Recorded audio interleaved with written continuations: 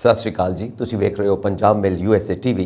ਮੈਂ ਹਾਂ ਸੰਜੀਵ ਯਸ਼ ਖੰਨਾ। ਤੁਹਾਡਾ ਸਾਰਿਆਂ ਦਾ ਸਵਾਗਤ ਖਬਰਾਂ ਦੇ ਇਸ ਬੁਲੇਟਿਨ ਦੇ ਵਿੱਚ। ਸਭ ਤੋਂ ਪਹਿਲਾਂ ਚੋਣਵੀਆਂ ਖਬਰਾਂ। ਅਮਰੀਕਾ ਵਿੱਚ ਭਾਰਤੀ ਵਿਦਿਆਰਥੀਆਂ ਦਾ ਦਬਦਬਾ, ਜਾਰੀ ਹੋਏ 82,000 ਵੀਜ਼ੇ। ਅਮਰੀਕਾ ਨੇ ਯੂਕਰੇਨ ਲਈ 67.5 ਕਰੋੜ ਡਾਲਰ ਦੀ ਵਾਧੂ ਫੌਜੀ ਸਹਾਇਤਾ ਨੂੰ ਦਿੱਤੀ ਮਨਜ਼ੂਰੀ। ਅਮਰੀਕਾ ਵਿੱਚ 1.45 ਕਰੋੜ ਤੋਂ ਵੱਧ ਬੱਚੇ ਕੋਵਿਡ-19 ਦੀ ਲਾਗ ਤੋਂ ਪੀੜਤ। ਭਾਰਤੀ ਅਮਰੀਕੀ ਸੰਸਦ ਮੈਂਬਰ ਪ੍ਰਮਿਲਾ ਜੈਪਾਲ ਨੂੰ ਮਿਲੇ ਧਮਕੀ ਭਰੇ ਸੰਦੇਸ਼। ਬਲਿੰਕਨ ਵੱਲੋਂ ਯੂਰਪ ਲਈ 2 ਬਿਲੀਅਨ ਡਾਲਰ ਦੀ ਨਵੀਂ ਫੌਜੀ ਮਦਦ ਦਾ ਐਲਾਨ। ਬ੍ਰਿਟੇਨ ਦੀ ਮਹਾਰਾਣੀ ਐਲਿਜ਼ਾਬੈਥ II ਦਾ ਹੋਇਆ ਦੇਹਾਂਤ। ਮਹਾਰਾਣੀ ਐਲਿਜ਼ਾਬੈਥ II ਤੋਂ ਬਾਅਦ ਪ੍ਰਿੰਸ ਚਾਰਲਸ ਬਣੇ ਬ੍ਰਿਟੇਨ ਦੇ ਨਵੇਂ ਕਿੰਗ। ਤੇ ਹੁਣ ਖਬਰਾਂ ਵਿਸਤਾਰ ਦੇ ਵਿੱਚ।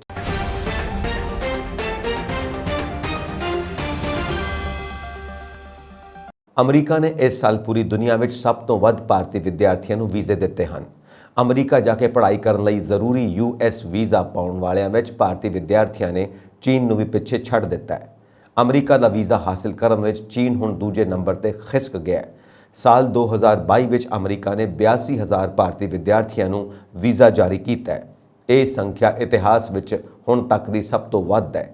ਅਮਰੀਕੀ ਦੂਤਘਰ ਨੇ ਇੱਕ ਬਿਆਨ ਵਿੱਚ ਕਿਹਾ ਕਿ ਨਵੀਂ ਦਿੱਲੀ ਵਿੱਚ ਅਮਰੀਕੀ ਦੂਤਘਰ ਅਤੇ ਚੇਨਈ, ਹੈਦਰਾਬਾਦ, ਕੋਲਕਾਤਾ ਅਤੇ ਮੁੰਬਈ ਵਿੱਚ ਕੌਂਸਲੇਟ ਮਈ ਤੋਂ ਅਗਸਤ ਤੱਕ ਵਿਦਿਆਰਥੀ ਵੀਜ਼ਾ ਅਰਜ਼ੀਆਂ ਨੂੰ ਤਰਜੀਹ ਦਿੱਤੀ ਤਾਂ ਜੋ ਇਹ ਯਕੀਨੀ ਬਣਾਇਆ ਜਾ ਸਕੇ ਕਿ ਵੱਧ ਤੋਂ ਵੱਧ ਯੋਗ ਵਿਦਿਆਰਥੀ ਆਪਣੇ ਅਧਿਐਨ ਦੇ ਪ੍ਰੋਗਰਾਮਾਂ ਤੱਕ ਪਹੁੰਚ ਕਰ ਸਕਣ। ਭਾਰਤ ਵਿੱਚ ਸਭ ਤੋਂ ਸੀਨੀਅਰ ਅਮਰੀਕੀ ਡਿਪਲੋਮੈਟ ਪੈਟਰੀਸ਼ੀਆ ਲਾਸੀਨਾ ਨੇ ਕਿਹਾ ਕਿ ਅਸੀਂ ਇਸ ਗਰਮੀਆਂ ਵਿੱਚ ਹੀ 82,000 ਭਾਰਤੀ ਵਿਦਿਆਰਥੀਆਂ ਨੂੰ ਅਮਰੀਕਾ ਦਾ ਵੀਜ਼ਾ ਦਿੱਤਾ ਹੈ। ਇਸ ਤੋਂ ਪਹਿਲਾਂ ਕਦੇ ਵੀ ਇੰਨੀ ਵੱਡੀ ਗਿਣਤੀ ਵਿੱਚ ਭਾਰਤੀ ਵਿਦਿਆਰਥੀਆਂ ਨੂੰ ਅਮਰੀਕਾ ਦੇ ਵੀਜ਼ੇ ਨਹੀਂ ਦਿੱਤੇ ਗਏ। ਇਹ ਦਰਸਾਉਂਦਾ ਹੈ ਕਿ ਅੱਜ ਵੀ ਅਮਰੀਕਾ ਜ਼ਿਆਦਾਤਰ ਭਾਰਤੀ ਪਰਿਵਾਰਾਂ ਲਈ ਉੱਚ ਸਿੱਖਿਆ ਦੇ ਮਾਮਲੇ ਦੇ ਵਿੱਚ ਨੰਬਰ 1 ਦੇਸ਼ ਹੈ। ਉਹਨਾਂ ਕਿਹਾ ਕਿ ਸਾਨੂੰ ਇਹ ਦੇਖ ਕੇ ਖੁਸ਼ੀ ਹੋ ਰਹੀ ਹੈ ਕਿ ਕੋਵਿਡ-19 ਮਹਾਮਾਰੀ ਕਾਰਨ ਪਿਛਲੇ ਸਾਲਾਂ ਵਿੱਚ ਹੋਈ ਦੇਰੀ ਤੋਂ ਬਾਅਦ ਇੰਨੇ ਸਾਰੇ ਵਿਦਿਆਰਥੀ ਵੀਜ਼ਾ ਪ੍ਰਾਪਤ ਕਰਨ ਅਤੇ ਆਪਣੀਆਂ ਯੂਨੀਵਰਸਿਟੀਆਂ ਵਿੱਚ ਪਹੁੰਚਣ ਦੇ ਯੋਗ ਹੋਏ ਹਨ।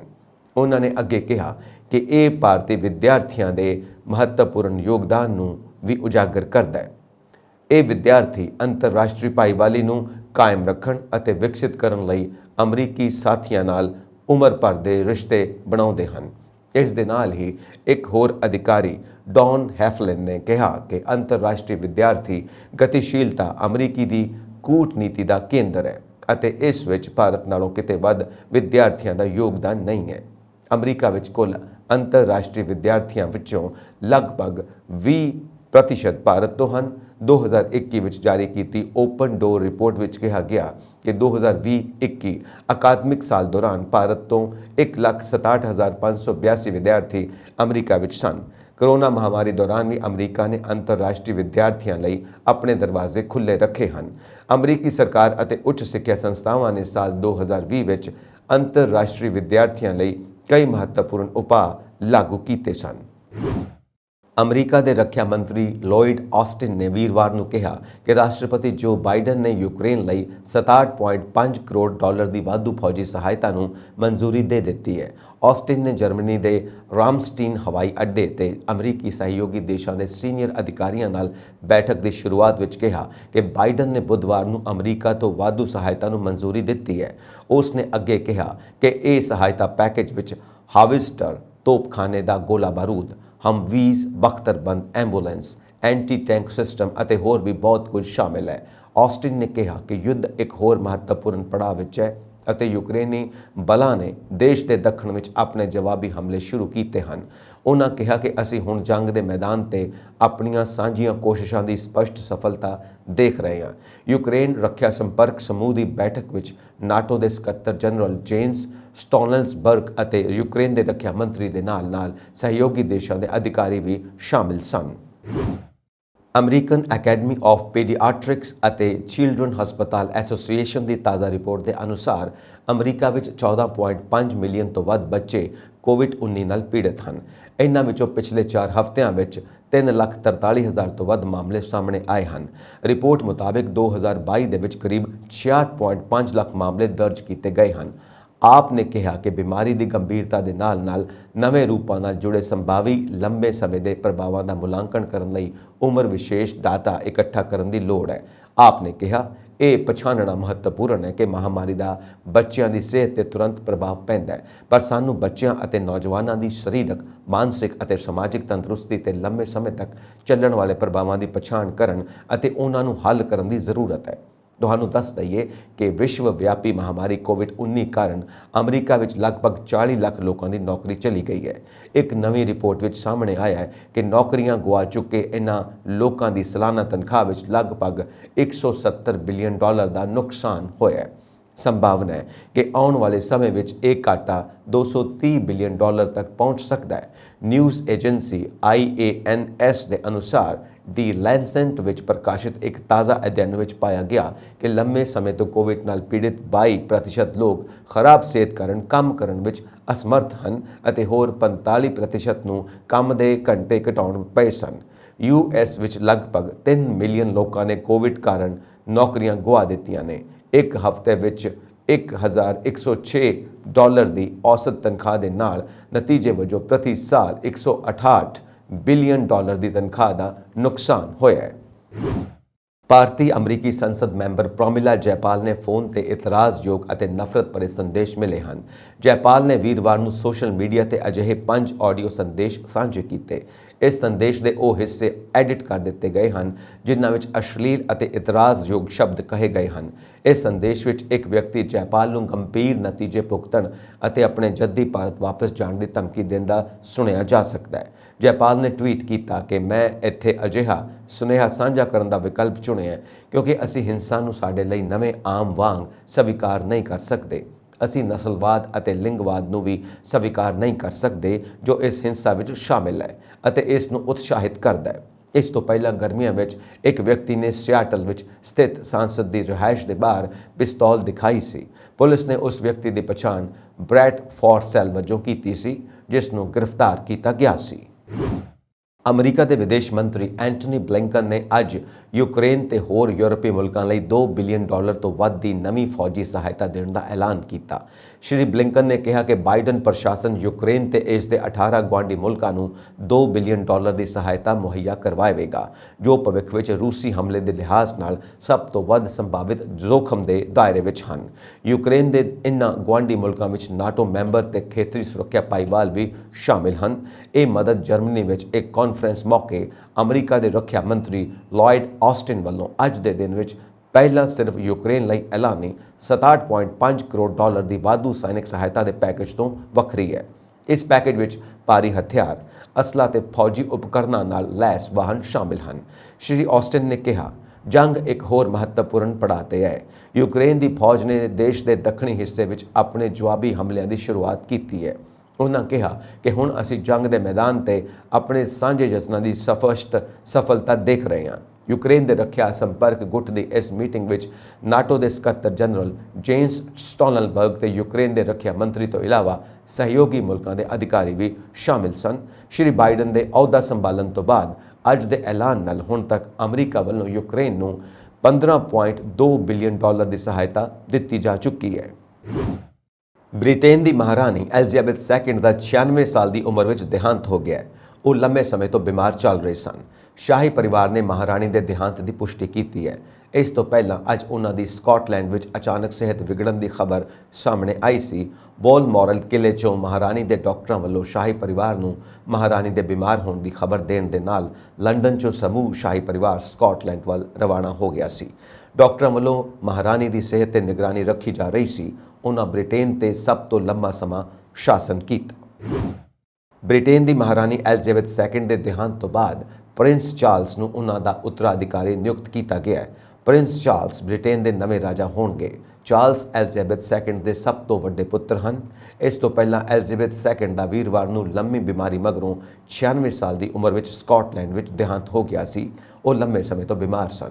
ਵੀਰਵਾਰ ਨੂੰ ਉਹਨਾਂ ਦੀ ਸਿਹਤ ਵਿਗੜ ਗਈ ਜਿਸ ਤੋਂ ਬਾਅਦ ਉਹਨਾਂ ਨੂੰ ਡਾਕਟਰਾਂ ਦੀ ਨਿਗਰਾਨੀ ਵਿੱਚ ਰੱਖਿਆ ਗਿਆ ਸੀ। ਬ੍ਰਿਟੇਨ ਦੀ ਮਹਾਰਾਣੀ ਐਲਿਜ਼ਾਬੈਥ II ਦਾ ਵੀਰਵਾਰ ਨੂੰ 96 ਸਾਲ ਦੀ ਉਮਰ ਵਿੱਚ ਦੇਹਾਂਤ ਹੋ ਗਿਆ। ਉਹ ਦੁਨੀਆ ਦੇ ਸਭ ਤੋਂ ਸ਼ਕਤੀਸ਼ਾਲੀ ਲੋਕਾਂ ਵਿੱਚੋਂ ਇੱਕ ਸੀ। ਉਹ ਦੁਨੀਆ ਦੀ ਇਕਲੌਤੀ ਔਰਤ ਸੀ ਜਿਸ ਨੂੰ ਵਿਦੇਸ਼ ਜਾਣ ਲਈ ਪਾਸਪੋਰਟ ਜਾਂ ਵੀਜ਼ੇ ਦੀ ਲੋੜ ਨਹੀਂ ਸੀ। ਪਰ ਕੀ ਤੁਸੀਂ ਕਦੇ ਸੋਚਿਆ ਕਿ 96 ਸਾਲ ਦੀ ਰਾਣੀ ਕੋਲ ਕਿੰਨਾ ਪੈਸਾ ਸੀ ਅਤੇ ਉਸ ਦੀ ਆਮਦਨ ਦਾ ਵੱਡਾ ਸਰੋਤ ਕੀ ਸੀ? ਕਈ ਰਿਪੋਰਟਾਂ ਵਿੱਚ ਇਸ ਬਾਰੇ ਵੱਖ-ਵੱਖ ਤਰ੍ਹਾਂ ਦੇ ਦਾਅਵੇ ਕੀਤੇ ਗਏ ਹਨ। ਜਿਵੇਂ ਕਿ ਅਸੀਂ ਸਾਰੇ ਜਾਣਦੇ ਹਾਂ ਕਿ ਸ਼ਾਹੀ ਪਰਿਵਾਰ ਦੇ ਮੈਂਬਰ ਟੈਕਸ ਦਾਤਾਵਾਂ ਦੀ ਤਰਫੋਂ ਵੱਡੀ ਰਕਮ ਪ੍ਰਾਪਤ ਕਰਦੇ ਹਨ, ਜਦਕਿ ਸ਼ਾਹੀ ਪਰਿਵਾਰ ਦੀ ਆਮਦਨ ਦੇ ਹੋਰ ਸਰੋਤ ਅਣਜਾਣ ਹਨ। ਰਿਪੋਰਟਾਂ ਦੇ ਅਨੁਸਾਰ ਮਹਾਰਾਣੀ ਕੋਲ ਆਮਦਨ ਦੇ 3 ਮੁੱਖ ਸਰੋਤ ਸਨ। ਇਹਨਾਂ ਵਿੱਚ ਸਾਵਰੇਨ ਗ੍ਰਾਂਟ, ਪ੍ਰਾਈਵੀ ਪਰਸ ਅਤੇ ਉਸ ਦੀ ਨਿੱਜੀ ਜਾਇਦਾਦ ਤੋਂ ਆਮਦਨ ਸ਼ਾਮਿਲ ਹੈ। ਬ੍ਰਿਟੇਨ ਦੀ ਮਹਾਰਾਣੀ ਦੀ ਦੌਲਤ ਬਾਰੇ ਅਕਸਰ ਅੰਦਾਜ਼ਾ ਲਗਾਇਆ ਜਾਂਦਾ ਹੈ, ਪਰ ਖੁਦ ਮਹਾਰਾਣੀ ਦੀ ਤਰਫੋਂ ਕਦੇ ਕੁਝ ਵੀ ਜਨਤਕ ਨਹੀਂ ਕੀਤਾ ਗਿਆ। ਪਰ ਉਸ ਦੀ ਆਮਦਨ ਦੇ ਆਧਾਰ ਤੇ ਕੁਝ ਮਾਹਿਰਾਂ ਨੇ ਇਸ ਸੰਬੰਧੀ ਆਪਣੇ ਅੰਦਾਜ਼ੇ ਲਾਏ ਹਨ। ਗੁੱਟ2 ਨਾਮ ਦੀ ਇੱਕ ਵੈਬਸਾਈਟ ਦੀ ਰਿਪੋਰਟ ਦੇ ਅਨੁਸਾਰ ਸਾਲ 2022 ਵਿੱਚ ਮਹਾਰਾਣੀ ਐਲਿਜ਼ਾਬੈਥ II ਦੀ ਅਨੁਮਾਨਿਤ ਜਾਇਦਾਦ 365 ਮਿਲੀਅਨ ਪਾਉਂਡ ਜਾਂ 33.36 ਅਰਬ ਰੁਪਏ ਤੋਂ ਵੱਧ ਸੀ। ਸੰਡੇ ਟਾਈਮਜ਼ ਦੀ ਅਮੀਰ ਸੂਚੀ ਦੇ ਅਨੁਸਾਰ ਵਿੱਚ 2020 ਵਿੱਚ ਉਸ ਦੀ ਕੁੱਲ ਜਾਇਦਾਦ ਨਾਲੋਂ 15 ਪੌਂਡ ਮਿਲੀਅਨ ਵੱਧ ਸੀ ਅਤੇ ਇਸ ਵਿੱਚ ਉਸ ਦੀ ਨਿੱਜੀ ਆਮਦਨ ਅਤੇ ਸਾਵਰੇਨ ਗ੍ਰਾਂਟਾਂ ਸ਼ਾਮਿਲ ਸਨ। ਪਿਛਲੇ ਕੁਝ ਸਾਲਾਂ ਵਿੱਚ ਮਹਾਰਾਣੀ ਪੇਪਰ ਦੀ ਸਾਲਾਨਾ ਅਮੀਰ ਸੂਚੀ ਵਿੱਚ 30 ਸਥਾਨ ਹੇਠਾਂ ਖਿਸਕ ਗਈ। ਉਹ 2020 ਵਿੱਚ 372ਵੇਂ ਸਥਾਨ ਤੇ ਸੀ ਅਤੇ 2018 ਤੋਂ 30 ਸਥਾਨਾਂ ਦੀ ਗਿਰਾਵਟ ਤੇ ਸੀ। ਪੂਰੇ ਸ਼ਾਹੀ ਪਰਿਵਾਰ ਦੀ ਦੌਲਤ ਦੀ ਗੱਲ ਕਰੀਏ ਤਾਂ ਫੋਰਬਸ ਮੈਗਜ਼ੀਨ ਮੁਤਾਬਿਕ ਉਹਨਾਂ ਦੀ ਕੁੱਲ ਜਾਇਦਾਦ 72.5 ਮਿਲੀਅਨ ਪਾਉਂਡ 6,631 ਅਰਬ ਰੁਪਏ ਤੋਂ ਵੱਧ ਹੈ। ਮਹਾਰਾਣੀ ਦੇ ਆਮਦਨੀ ਦੇ ਮੁੱਖ ਸਰੋਤਾਂ ਦੀ ਗੱਲ ਕਰੀਏ ਤਾਂ ਉਸ ਨੂੰ ਸਰਕਾਰ ਤੋਂ ਸਾਲਾਨਾ ਸੋਵਰੇਨ ਗ੍ਰਾਂਟ ਮਿਲਦੀ ਸੀ, ਜਦਕਿ ਦੂਜੇ ਦੋ ਸਰੋਤ ਸੁਤੰਤਰ ਸਨ। ਪ੍ਰਾਈਵੀ ਪਰਸ ਮਹਾਰਾਣੀ ਦੀ ਨਿੱਜੀ ਆਮਦਨ ਹੈ, ਜਿਸ ਵਿੱਚ ਟੈਕਸ ਦਾਤਾ ਦੇ ਪੈਸੇ ਸ਼ਾਮਿਲ ਨਹੀਂ ਸਨ। ਕਈਆਂ ਦਾ ਮੰਨਣਾ ਹੈ ਕਿ ਮਹਾਰਾਣੀ ਨੇ ਸ਼ਾਹੀ ਜਾਇਦਾਦਾਂ ਜਿਵੇਂ ਕਿ ਬਕਿੰਗਮ ਪੈਲੇਸ, ਵਿੰਡਸਰ ਕੈਸਲ ਅਤੇ ਟਾਵਰ ਆਫ ਲੰਡਨ ਦੇ ਸੈਲਾਨੀਆਂ ਤੋਂ ਪੈਸੇ ਪ੍ਰਾਪਤ ਕੀਤੇ ਸਨ। ਹਾਲਾਂਕਿ ਇਹ ਸੱਚ ਨਹੀਂ ਹੈ। ਇਹ ਮਾਲੀਆ ਦੀ ਰਾਇਲ ਕਲੈਕਸ਼ਨ ਲਈ ਵਰਤਿਆ ਗਿਆ ਸੀ। ਲੰਡਨ ਤੋਂ ਇਲਾਵਾ ਸਕਾਟਲੈਂਡ, ਵੇਲਜ਼ ਅਤੇ ਉੱਤਰੀ ਆਇਰਲੈਂਡ ਵਿੱਚ ਵੀ ਸ਼ਾਹੀ ਪਰਿਵਾਰ ਦੀਆਂ ਜਾਇਦਾਦਾਂ ਹਨ।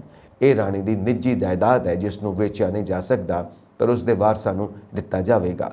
ਇਸ ਤੋਂ ਇਲਾਵਾ ਮਹਾਰਾਣੀ ਦੀ ਜਾਇਦਾਦ ਵਿੱਚ ਕਈ ਅਨਮੋਲ ਕਲਾਕ੍ਰਿਤੀਆਂ, ਹੀਰੇ ਅਤੇ ਗਹਿਣੇ, ਲਗਜ਼ਰੀ ਕਾਰਾਂ, ਸ਼ਾਹੀ ਸਟੈਂਪ ਕਲੈਕਸ਼ਨ ਅਤੇ ਘੋੜੇ ਸ਼ਾਮਿਲ ਹਨ। ਸ਼ਾਹੀ ਸੰਗ੍ਰਹਿ ਵਿੱਚ 10 ਲੱਖ ਤੋਂ ਵੱਧ ਵਸਤੂਆਂ ਸ਼ਾਮਿਲ ਹਨ, ਜਿਨ੍ਹਾਂ ਦੀ ਅੰਦਾਜ਼ਨ ਕੀਮਤ 10 ਖਰਬ ਰੁਪਏ ਹੈ। ਹਾਲਾਂਕਿ ਇਹ ਜਾਇਦਾਦ ਯੂਕੇ ਦੇ ਇੱਕ ਟਰਸਟ ਕੋਲ ਹੈ। ਬ੍ਰਿਟੇਨ ਦੇ ਨਵੇਂ ਬਾਦਸ਼ਾਹ ਕਿੰਗ ਚਾਰਲਸ ਦੀ ਸਾਲਾਨਾ ਆਮਦਨ ਦੀ ਗੱਲ ਕਰੀਏ ਤਾਂ ਉਸ ਨੂੰ ਹਰ ਸਾਲ ਡਚੀ ਆਫ ਕਾਰਨਵਾਲ ਤੋਂ ਲਗਭਗ 21 ਮਿਲੀਅਨ ਪਾਉਂਡ ਦੀ ਆਮਦਨ ਹੁੰਦੀ ਹੈ। ਭਾਰਤੀ ਆਪਣੇ ਪੈਰਾਂ ਦੇ ਨਿਸ਼ਾਨ ਨੂੰ ਧਰਤੀ ਤੋਂ ਦੂਰ ਤੱਕ ਫੈਲਾ ਰਹੇ ਹਨ। ਜਿਸ ਤਰ੍ਹਾਂ ਰਾਕੇਸ਼ ਸ਼ਰਮਾ ਨੇ ਸੰਨ 1983 ਵਿੱਚ ਇਤਿਹਾਸ ਰਚਿਆ ਜਦੋਂ ਉਹ ਪੁਲਾੜ ਦੀ ਯਾਤਰਾ ਕਰਨ ਵਾਲੇ ਪਹਿਲੇ ਭਾਰਤੀ ਬਣੇ। ਫਿਰ ਸੰਨ 1997 ਵਿੱਚ ਕਲਪਨਾ ਚਾਵਲਾ ਪੁਲਾੜ ਵਿੱਚ ਜਾਣ ਵਾਲੀ ਪਹਿਲੀ ਭਾਰਤੀ ਔਰਤ ਬਣੀ। ਸੰਨ 2006 ਵਿੱਚ ਸੁਨੀਤਾ ਲਿਨ ਵਿਲੀਅਮਜ਼ ਪੁਲਾੜ ਵਿੱਚ ਯਾਤਰਾ ਕਰਨ ਵਾਲੀ ਦੂਜੀ ਭਾਰਤੀ ਅਮਰੀਕੀ ਬਣ ਗਈ। ਇਹਨਾਂ ਮਹਾਨ ਪੁਲਾੜ ਯਾਤਰੀਆਂ ਦੇ ਨਕਸ਼ੇ ਕਦਮਾਂ ਤੇ ਚੱਲਦਿਆਂ ਕੇਰਲਾ ਦੀ ਇੱਕ ਹੋਰ ਭਾਰਤੀ ਪੁਲਾੜ ਮਿਸ਼ਨ ਤੇ ਆਰਬਿਟ ਤੋਂ ਬਾਹਰ ਜਾਣ ਵਾਲੀ ਹੈ। ਉਹ ਹੈ ਕੈਨੇਡਾ ਵਿੱਚ ਇੱਕ 24 ਸਾਲਾਂ ਦੀ NRI ਅਤੇ ਕੇਰਲ ਦੀ ਰਾਜਧਾਨੀ ਤ੍ਰਿਵੰਤਰਪੁਰਮ ਦੀ ਮੂਲ ਨਿਵਾਸੀ ਅਥੀਰਾ ਪ੍ਰੀਤ ਰਾਣੀ, ਜਿਸ ਨੂੰ ਇਸ ਮੁਹਿੰਮ ਲਈ ਚੁਣਿਆ ਗਿਆ ਹੈ।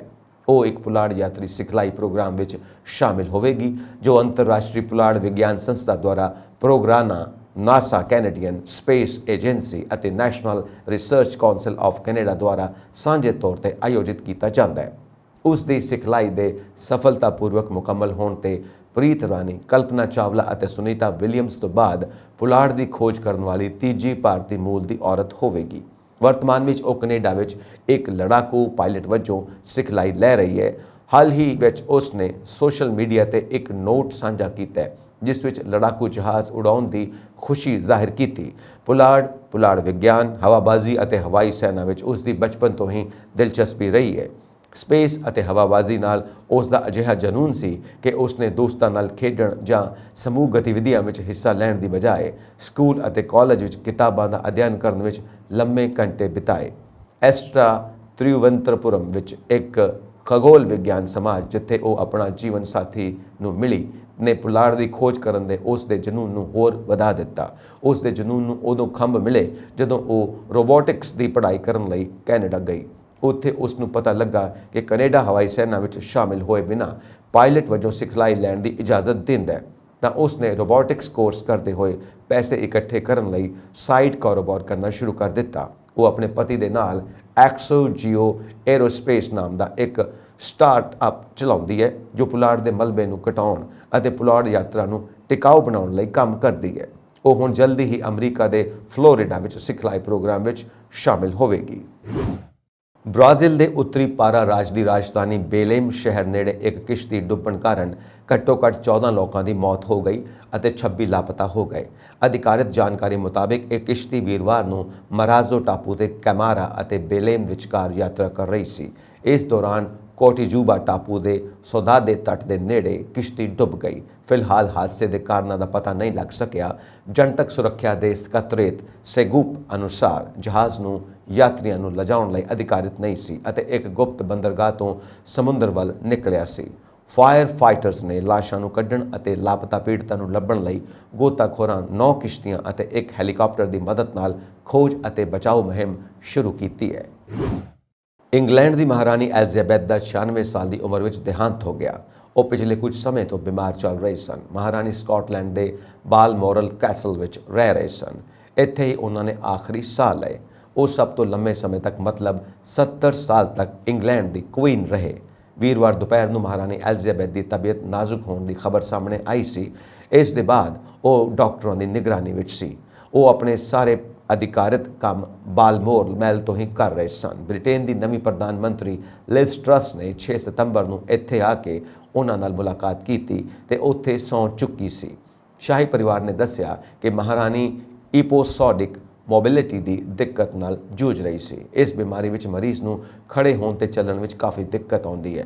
ਉਹਨਾਂ ਨੂੰ 19 ਫਰਵਰੀ 2022 ਨੂੰ ਕਰੋਨਾ ਵੀ ਹੋਇਆ ਸੀ। ਮਹਾਰਾਣੀ ਐਲਿਜ਼ਾਬੈਥ ਦੇ ਪਤੀ ਪ੍ਰਿੰਸ ਫਿਲਿਪ ਦੀ ਮੌਤ 9 ਅਪ੍ਰੈਲ 2021 ਨੂੰ ਹੋਈ ਸੀ। ਹੁਣ ਮਹਾਰਾਣੀ ਵੀ ਨਹੀਂ ਰਹੀ। ਮਹਾਰਾਣੀ ਦੇ 4 ਬੱਚੇ ਹਨ, ਪ੍ਰਿੰਸ ਚਾਰਲਸ, ਪ੍ਰਿੰਸੈਸ ਐਨ, ਐਂਡਰਿਊ ਅਤੇ ਐਡਵਰਡ, ਜਿਨ੍ਹਾਂ ਤੋਂ ਉਹਨਾਂ ਦੇ 8 ਪੋਤੇ ਪੋਤੀਆਂ ਹਨ ਤੇ 12 ਗ੍ਰੇਟ ਗ੍ਰੈਂਡ ਚਿਲਡਰਨ ਹਨ। ਸ਼ਾਹੀ ਪਰਿਵਾਰ ਹੁਣ ਅਧਿਕਾਰਿਕ ਤੌਰ ਤੇ ਸੋਗ ਵਿੱਚ ਹੈ। ਸਾਰੇ ਪ੍ਰੋਗਰਾਮ ਰੱਦ ਕਰ ਦਿੱਤੇ ਗਏ ਹਨ। ਸ਼ਾਹੀ ਮਹਿਲਾਂ ਤੇ ਘਰਾਂ ਤੇ ਯੂਨੀਅਨ ਜੈਕ ਅੱਧਾ ਚੁੱਕਿਆ ਹੋਇਆ ਹੈ ਤੇ ਇਸ ਤੋਂ ਇਲਾਵਾ ਬ੍ਰਿਟੇਨ ਦੀਆਂ ਸਾਰੀ ਬਾਹਰੀਆਂ ਪੋਸਟਾਂ ਤੇ ਫੌਜੀ ਟਿਕਾਣਿਆਂ ਤੇ ਵੀ ਝੰਡਾ ਚੁੱਕਿਆ ਹੋਇਆ ਹੈ। ਪ੍ਰਧਾਨ ਮੰਤਰੀ ਨਰਿੰਦਰ ਮੋਦੀ ਨੇ ਐਲਿਜ਼ਾਬੈਥ II ਦੇ ਦੇਹਾਂਤ ਤੇ ਦੁੱਖ ਪ੍ਰਗਟਾਇਆ। ਉਹਨਾਂ ਕਿਹਾ ਕਿ ਸਾਡੇ ਸਮੇਂ ਦੀ ਇੱਕ ਦਿੱਗਜ ਸ਼ਾਸਕ ਵਜੋਂ ਉਹਨਾਂ ਨੂੰ ਯਾਦ ਕੀਤਾ ਜਾਵੇਗਾ। ਦੁੱਖ ਦੀ ਘੜੀ ਵਿੱਚ ਮੇਰੀਆਂ ਸੰਵੇਦਨਾਵਾਂ ਉਹਨਾਂ ਦੇ ਪਰਿਵਾਰ ਤੇ ਬ੍ਰਿਟੇਨ ਦੇ ਲੋਕਾਂ ਦੇ ਨਾਲ ਹਨ। ਉਹਨਾਂ ਦੱਸਿਆ ਕਿ ਮੈਂ 2015 ਤੇ 2018 ਵਿੱਚ UK ਦੀਆਂ ਯਾਤਰਾਵਾਂ ਦੌਰਾਨ ਮਹਾਰਾਣੀ ਨੂੰ ਮਿਲਿਆ ਸੀ।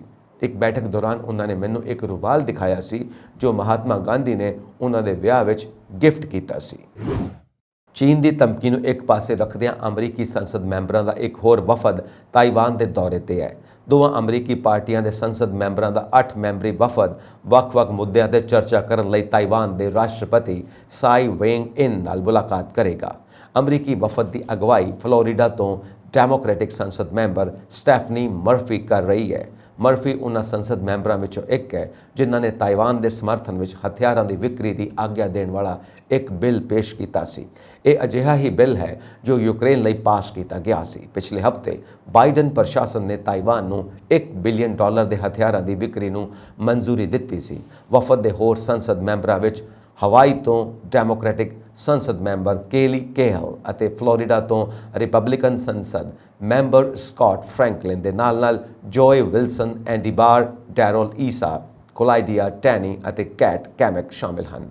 ਜ਼ਿਕਰਯੋਗ ਹੈ ਕਿ ਅਮਰੀਕੀ ਪ੍ਰਤੀਨਿਧੀ ਸਭਾ ਦੀ ਸਪੀਕਰ ਨੈਂਸੀ ਪੋਲੇਸੀ ਦੇ ਦੌਰੇ ਤੋਂ ਬਾਅਦ ਚੀਨ ਅਤੇ ਤਾਈਵਾਨ ਵਿਚਾਲੇ ਤਣਾਅ ਆਪਣੇ ਸਿਖਰ ਤੇ ਹੈ। ਇਸ ਦੇ ਜਵਾਬ ਵਿੱਚ ਚੀਨ ਲਗਾਤਾਰ ਫੌਜੀ ਅਭਿਆਸ ਕਰਵਾ ਕੇ ਤਾਈਵਾਨ ਨੂੰ ਧਮਕਾਉਣ ਦੀ ਕੋਸ਼ਿਸ਼ ਕਰ ਰਿਹਾ ਹੈ।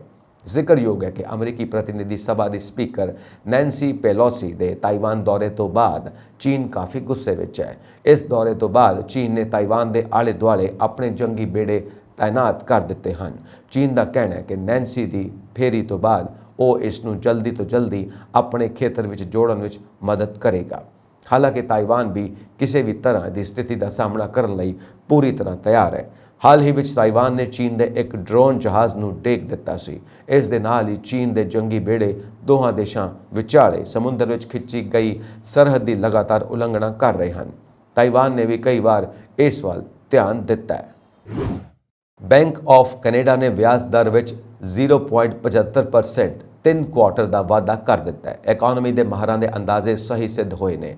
ਇਸ ਹਿਸਾਬ ਪ੍ਰਾਈਮ ਰੇਟ ਹੁਣ 5.45% ਹੋ ਗਿਆ ਹੈ। ਸੂਤਰਾਂ ਅਨੁਸਾਰ ਹਾਲੇ ਰੇਟ ਹੋਰ ਵੀ ਵੱਧ ਸਕਦਾ ਹੈ। ਇਸ ਦਾ ਅਸਰ ਆਉਣ ਵਾਲੇ ਦਿਨਾਂ ਦੇ ਵਿੱਚ ਘਰਾਂ ਦੀ ਮਾਰਕੀਟ ਤੇ ਪੈ ਸਕਦਾ ਹੈ।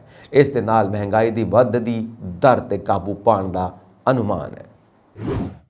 ਰੱਖਿਆ ਮੰਤਰੀ ਰਾਜਨਾਥ ਸਿੰਘ ਨੇ ਅੱਜ ਕਿਹਾ ਕਿ ਭਾਰਤ ਤੇ ਜਾਪਾਨ ਵਿਸ਼ੇਸ਼ ਰਣਨੀਤਕ ਤੇ ਆਲਮੀ ਭਾਈਵਾਲੀ ਦੀ ਪੈਰਵੀ ਕਰਦੇ ਹਨ, ਜੋ ਕਿ ਸੁਤੰਤਰ, ਮੋਕਲੇ, ਨੇਮ ਆਧਾਰਿਤ ਅਤੇ ਸੰਮਿਲਿਤ ਹਿੰਦ ਪ੍ਰਸ਼ਾਂਤ ਖਿੱਤੇ ਲਈ ਬਹੁਤ ਅਹਿਮ ਹਨ।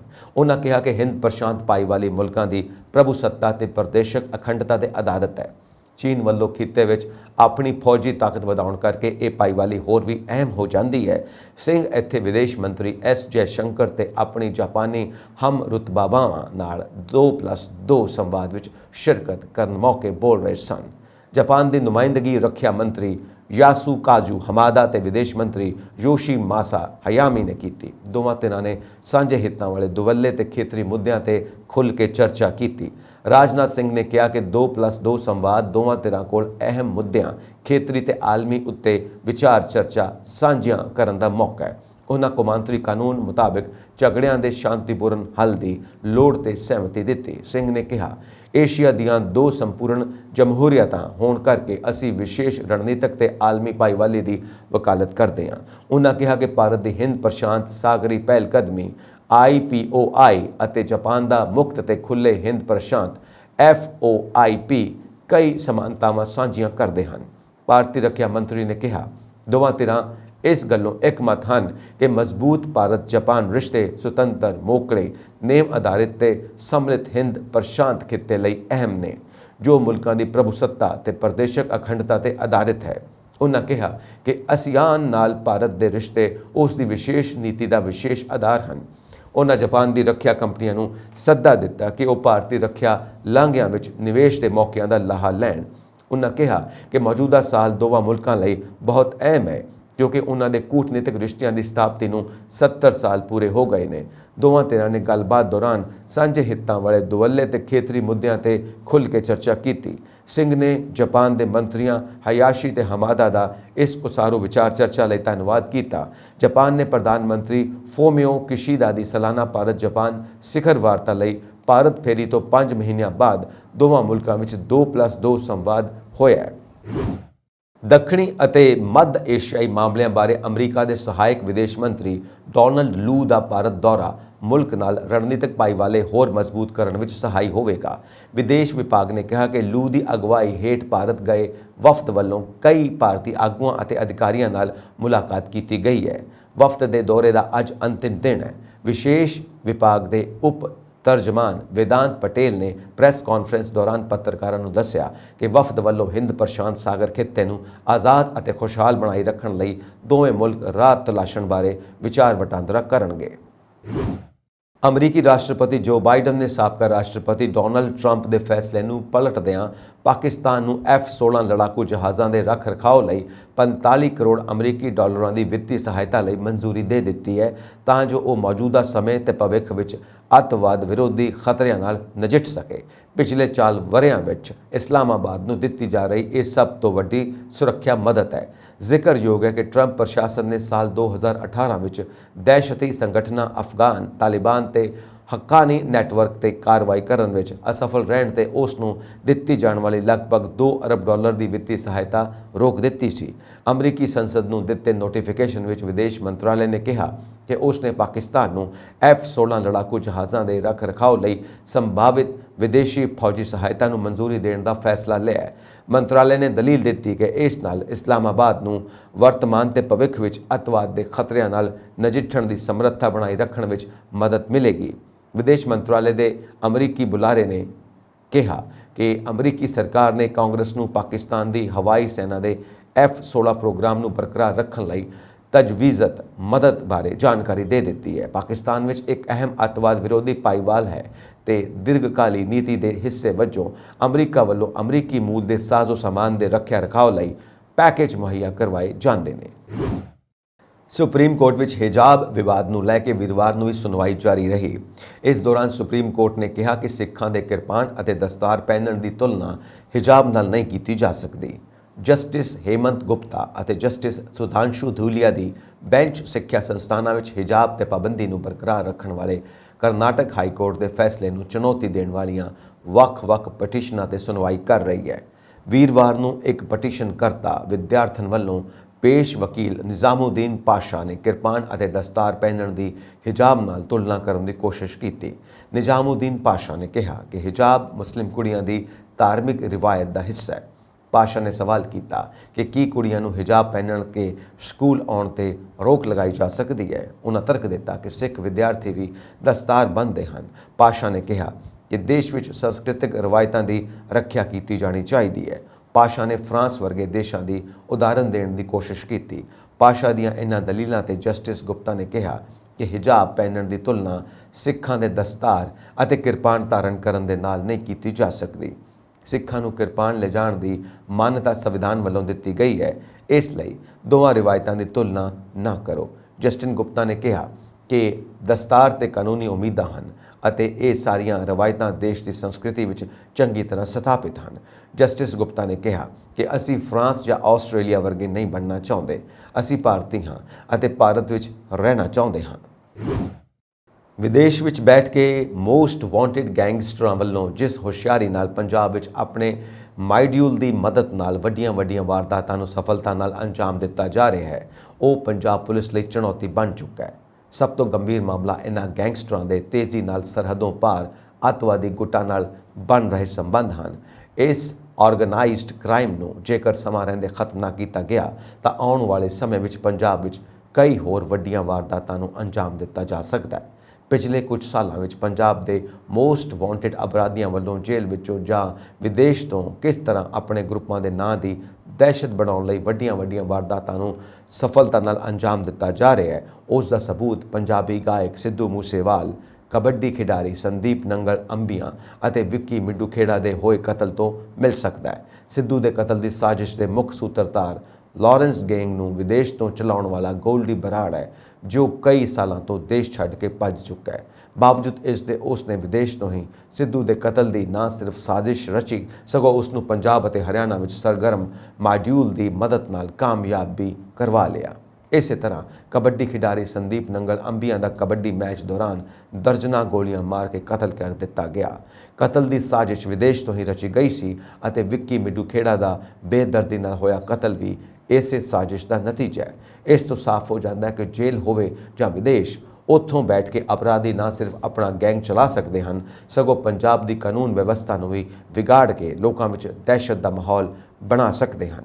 ਇਹਨਾਂ ਅਪਰਾਧੀਆਂ ਦੇ ਹੌਸਲੇ ਕਿੰਨੇ ਬੁਲੰਦ ਹੋ ਗਏ ਹਨ, ਜਿਸ ਦਾ ਅੰਦਾਜ਼ਾ ਪਿਛਲੇ ਮਹੀਨੇ ਹਿਮਾਚਲ ਪ੍ਰਦੇਸ਼ ਦੇ ਨਾਲਾਗੜ੍ਹ ਦੀ ਅਦਾਲਤ ਦੇ ਬਾਹਰ ਹੋਈ ਫਾਇਰਿੰਗ ਤੋਂ ਲਗਾਇਆ ਜਾ ਸਕਦਾ ਹੈ, ਜਿਸ ਵਿੱਚ 2 ਮੋਟਰਸਾਈਕਲਾਂ ਤੇ ਆਏ 4 ਹਥਿਆਰਬੰਦਾਂ ਨੇ ਅੰਨ੍ਹੇਵਾਹ ਫਾਇਰਿੰਗ ਕਰਦੇ ਹੋਏ ਪੇਸ਼ੀ ਤੇ ਆਏ ਆਪਣੇ ਸਾਥੀ ਨੂੰ ਭਜਾਉਣ ਦਾ ਯਤਨ ਕੀਤਾ। ਇਸ ਸਾਜ਼ਿਸ਼ ਦਾ ਮੁੱਖ ਸੂਤਰਧਾਰ ਵੀ ਵਿੱਕੀ ਮਿੱਡੂ ਖੇੜਾ ਦੇ ਚੰਡੀਗੜ੍ਹ ਵਿੱਚ ਹੋਏ ਕਤਲ ਦਾ ਮਾਸਟਰਮਾਈਂਡ ਲੱਕੀ ਪਟਿਆਲ ਹੀ ਸੀ, ਜਿਸ ਨੇ ਵਿੱਕੀ ਨੂੰ ਗੋਲੀਆਂ ਮਾਰਨ ਵਾਲੇ ਆਪਣੇ ਨਾਲ ਸੰਨੀ ਲੈਫਟੀ ਨੂੰ ਪੁਲਿਸ ਦੀ ਹਿਰਾਸਤ 'ਚੋਂ ਫਰਾਰ ਕਰਵਾਉਣ ਲਈ ਫਿਰੋਜ਼ਪੁਰ ਵਿੱਚ ਸਰਗਰਮ ਆਪਣੇ ਕਰੀਬੀ ਸਾਥੀ ਗਗਨਦੀਪ ਉਰਫ ਰਾਹੁਲ ਪੰਡਤ ਉਰਫ ਰਾਹੁਲ ਕਲੋਕ ਨੂੰ ਇਸ ਦੀ ਜ਼ਿੰਮੇਵਾਰੀ ਸੌਂਪੀ ਸੀ। ਇਸ ਕੰਮ ਲਈ ਸਿੱਧੂ ਦੇ ਕਤਲ ਵਾਂਗ ਹੀ ਹਰਿਆਣਾ ਅਤੇ ਪੰਜਾਬ ਦੇ ਵੱਖ-ਵੱਖ 2 ਮਾਡਿਊਲ ਤਿਆਰ ਕੀਤੇ, ਜਿਨ੍ਹਾਂ ਨੂੰ ਹਥਿਆਰ ਅਜੇ ਮੈਂਟਲ ਨਾਮੀ ਮੁਲਜ਼ਮ ਨੇ ਮੁਹੱਈਆ ਕਰਵਾਏ ਸਨ। ਹਾਲਾਂਕਿ ਦਿੱਲੀ ਪੁਲਿਸ ਦਾ ਸਪੈਸ਼ਲ ਸੈੱਲ ਇਸ ਵਾਰ ਵੀ ਪੰਜਾਬ ਅਤੇ ਹਿਮਾਚਲ ਪੁਲਿਸ ਦੇ 2 ਕਦਮ ਅੱਗੇ ਰਿਹਾ। ਉਸਨੇ ਸਨੀ ਲੈਫਟੀ ਨੂੰ ਅਦਾਲਤੀ ਕੰਪਲੈਕਸ ਤੋਂ ਫਰਾਰ ਕਰਵਾਉਣ ਦੀ ਸਾਜ਼ਿਸ਼ ਵਿੱਚ ਸ਼ਾਮਿਲ 6 ਮੁਲਜ਼ਮਾਂ ਵਿਕਰਮ ਵਿੱਕੀ, ਵਕੀਲ ਬਿੱਲਾ, ਅਜੇ ਮੈਂਟਲ, ਗੁਰਜੰਟ ਸਿੰਘ ਅਤੇ ਪ੍ਰਗਟ ਸਿੰਘ ਸਮੇਤ ਗਗਨਦੀਪ ਪੰਡਿਤ ਨੂੰ ਗ੍ਰਿਫਤਾਰ ਕਰ ਲਿਆ। ਪਰ ਦਿੱਲੀ ਪੁਲਿਸ ਦੇ ਕਮਿਸ਼ਨਰ HGS ਧਾਲੀਵਾਲ ਨੇ ਜੋ ਖੁਲਾਸਾ ਕੀਤਾ ਉਹ ਪੰਜਾਬ ਪੁਲਿਸ ਲਈ ਖਤਰੇ ਦੀ ਘੰਟੀ ਹੈ। ਗਗਨਦੀਪ ਪੰਡਿਤ ਉਰਫ ਗਲੋਕ ਖਤਰਨਾਕ ਗੈਂਗਸਟਰ ਦਿਲਪ੍ਰੀਤ ਬਾਬਾ ਦਾ ਕਰੀਬੀ ਹੈ। ਉਸ ਦੀ ਕਾਰ ਵਿੱਚੋਂ ਪੁਲਿਸ ਨੂੰ ਮਿਲੇ ਹੈਂਡ ਗ੍ਰਨੇਡ ਤੋਂ ਇਹ ਸਾਬਿਤ ਹੋ ਜਾਂਦਾ ਕਿ ਉਹ ਸਰਹੱਦ ਪਾਰੋਂ ਸਰਗਰਮ ਗੈਂਗਸਟਰ ਅਤੇ ਅੱਤਵਾਦੀ ਘਟਨਾਵਾਂ ਵਿੱਚ ਸ਼ਾਮਿਲ ਮੁਲਜ਼ਮਾਂ ਦੇ ਲਗਾਤਾਰ ਸੰਪਰਕ ਵਿੱਚ ਹੈ। ਵਿਦੇਸ਼ ਵਿੱਚ ਬੈਠ ਕੇ ਗੈਂਗਸਟਰਾਂ ਵੱਲੋਂ ਜਿਸ ਯੋਜਨਾਬੱਧ ਢੰਗ ਨਾਲ ਪੰਜਾਬ ਵਿੱਚ ਅਪਰਾਧ ਕੀਤਾ ਜਾਂ ਕਰਵਾਇਆ ਜਾ ਰਿਹਾ ਹੈ, ਉਹ ਬੇहद ਗੰਭੀਰ ਮਾਮਲਾ ਹੈ। ਇਹ ਸਨ ਅੱਜ ਦੀਆਂ ਮੁੱਖ ਖਬਰਾਂ। ਹੋਰ ਅਪਡੇਟਸ ਦੇ ਲਈ ਵੇਖਦੇ ਰਹੋ ਪੰਜਾਬ ਮੇਲ USA TV। ਸਤਿ ਸ਼੍ਰੀ ਅਕਾਲ ਜੀ।